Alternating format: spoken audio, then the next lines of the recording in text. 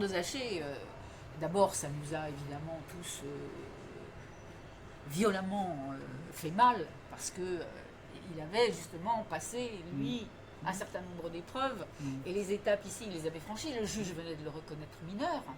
Il allait être pris en charge par l'ASE, il allait rentrer à l'école. Et bon, vraiment pour lui, le bout du tunnel commençait à poindre. Hein.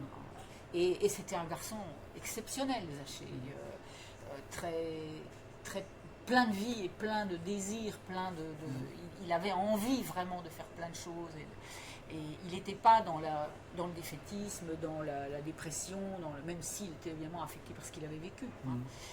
Donc Zaché communiquait aussi parce que le procureur de Vesoul a raconté un peu n'importe quoi, notamment l'histoire du carnet, et la famille d'accueil, etc. Bon, il a eu vite fait de régler les questions, et ça nous a heurté aussi, parce qu'on respecte au moins la mémoire des morts, quoi, hein, bon, et leur histoire.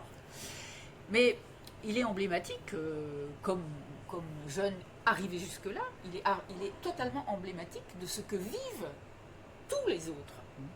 Parce que bon, certains ont la chance d'être reconnus mineurs et d'être pris en charge, mais on l'a vu, pas forcément bien, pas forcément complètement.